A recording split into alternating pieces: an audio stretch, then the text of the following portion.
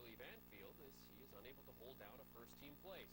Bayern Munich's Frank Ribery and Valencia's David Silva also listed as possible replacements, but both those players going to come at a much steeper price. Juve in action Saturday versus Napoli in Serie A. The Bianconeri trying to close to within 6 points of Inter Milan at the top of the table, and you won't have any trouble spotting the officials in this one. Opening 10 minutes here in Turin, Marco Marchioni trying for David Trezeguet, but the defender heads it back on goal, and that forces Nicolas Navarro into action. Close call there. 11th, Alessandro Del Piero takes the ball right side. Del Piero wiggles in and fires, but Navarro gets his hands to that and then catches it. Almost looks like Navarro's wearing a velvet shirt there. How cool is that? Quarter hour, Marchioni puts it out front for Trez, but Trez right into Navarro, and two chances for Juve. Stalling out. 17th, Juve free kick. Del Piero over the wall. Saved again by Navarro. Silky smooth on this day. It looks like a felt kit. We finally see something out of Napoli in the 38th. Herman Dennis with the back heel to Marek Hamsik. Hamsik stopped by Gigi Buffon. Yeah, the usual brilliance from Buffon. Where you have seen it all before. Minute before half, Juve again setting things up. Paolo Marchisio running in and hitting it. And this deflects and dribbles past a caught Navarro. A 1-0 Juve in the 44th. He would stay that way into the final few minutes of the match. Napoli free kick to the near post. Ezekiel Lavezzi manages to bundle it across the line, but this one is called back. Paulo Cannavaro deemed offside on the play, and Lavezzi is none too pleased about it. Very tight decision there. That was it from Turin as the old lady closed on Inter at the summit by beating Napoli 1-0. The final. Bologna's Marco Di Baio has scored 16 goals so far this year and is the Serie A's leading scorer. This despite he's playing for a team that's at just 1 point above the relegation zone heading into this weekend. On Saturday, Di Baio had the joy of facing the club where he began his soccer career as a youth, Lazio.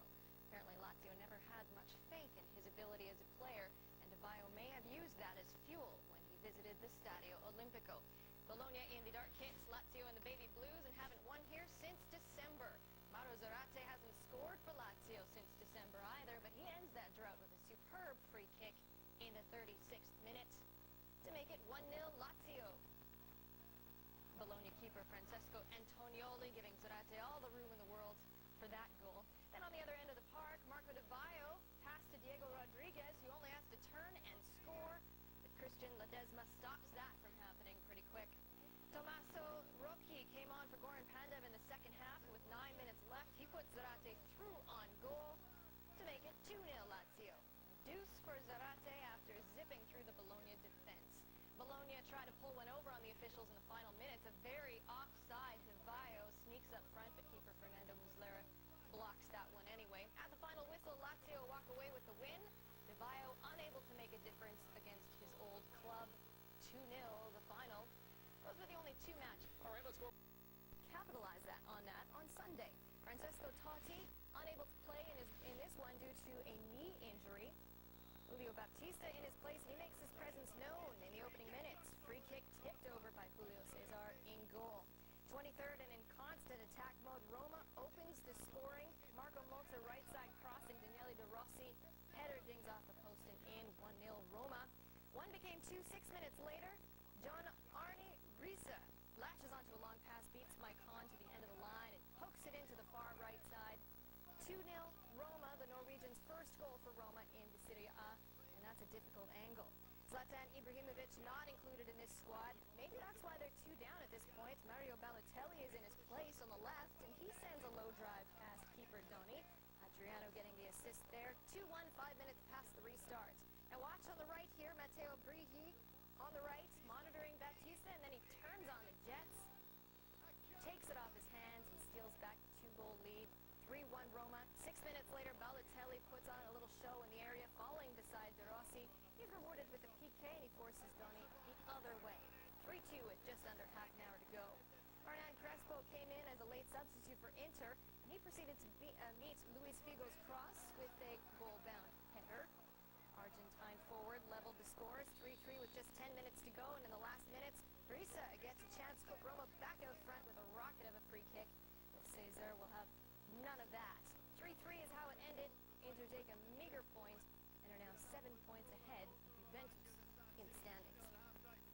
AC Milan tried to rebound after being knocked knocked out of the UEFA Cup by traveling to face Sampdoria Sunday. Another team knocked out of the UEFA Cup, but they're given no quarter here. Goalkeeper Christian Aviati forced into a save on 18 minutes. Antonio Cassano with the free kick delivery there. Nice stuff from both.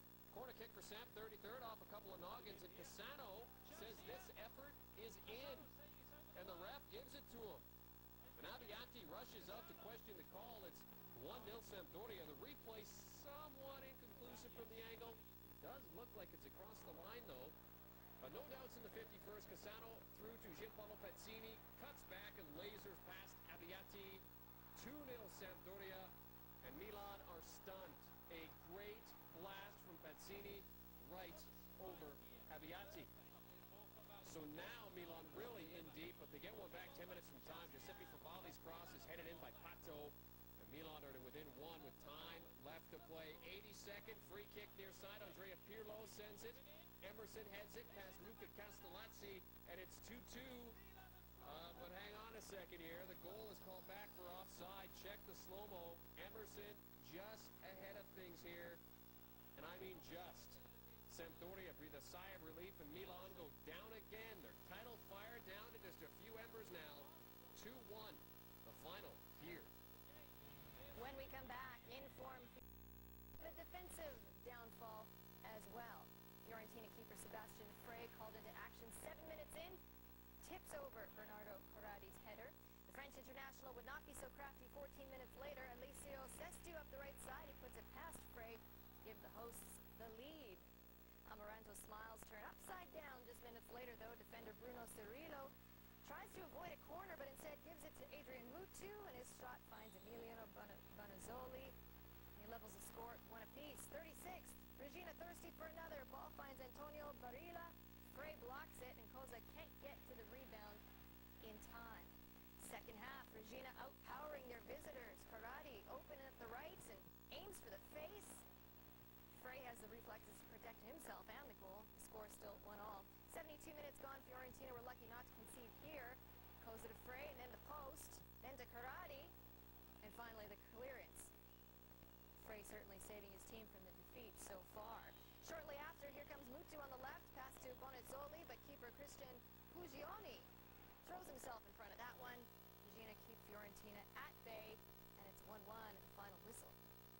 Genoa looking to take another step towards qualifying for next season's Champions League as they travel to Siena Sunday. The checkered flag up, so I guess we're good to go. Genoa controlled this game from the outset and had the offside calls to prove it. Here's one of those. Diego Milito plays in Giandomenico Mesto. Shot through Gianluca Curci, but he hit the gas early here, and the flag is up. And we've got the slow-mo for you. It is a close call. Still in the first half, Siena, corner kick, ball cleared out, but not far enough. Goalkeeper Rubinho forced into the diving save of a well-hit ball. Cristiano Del Grosso striking this one well. This coming in a 34th. Siena had a spell of pressure late in the first half. Massimo Maccarone hitting that one over from in tight. Then it was Genoa's best chance of the game. 85th, Rafael Palladino on the right side smashes it against the right post. Genoa have to settle for a split of the spoils here. This one ends goalless. That's Artemio Franchi. The Sicilian derby between Palermo and Catania now. Catania won the reverse fixture in October, but it's a different story when they're on the road. Haven't won since 2007. It sure started well, though. Takayuki Morimoto on the left turns it to Pablo Ledesma. One diving header later, it's 1-0 Catania, and one attempted leg snap later. Palermo are down a man. Mark Bresciano sent off for a challenge on Morimoto. And later in the half, Morimoto with his leg intact scores a goal. His shot takes a slight bounce off keeper Marco Emilia, and it's 2-0 Catania. Now watch this. It's goal of the week alert. What is the meaning of this from Giuseppe Mascara? Of course he means to score a goal from 55 yards out. From just inside the center circle, Emilia is caught snoozing, and it's 3-0 Catania. That right there is the stuff that legends are made of. Second half, they're not finished yet. Marco Bigianti and Michele Paolucci take advantage of an emotionally defeated Palermo defense. 4-0 Catania with Paolucci, the goal scorer there. Catania come up with their first league road win since April of 2007. You're going to be the president of the Giuseppe Mascara fan club there. Maybe. It's a good goal. Over to Stadio Azzurri d'Italia for Atalanta Chievo. Atalanta in blue, Chievo in yellow. The Flying Donkeys probing in the opening moments. Sergio Pellissier with the gun. On Andrea Consigli with the save.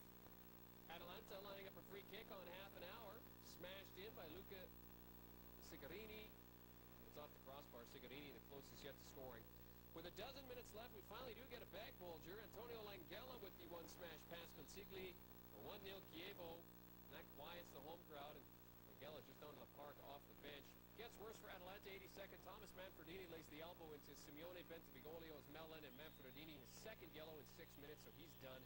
And if that isn't bad enough, Giorgio Gedex concedes a handball in the area a minute from time, stumbling but still puts his arms out.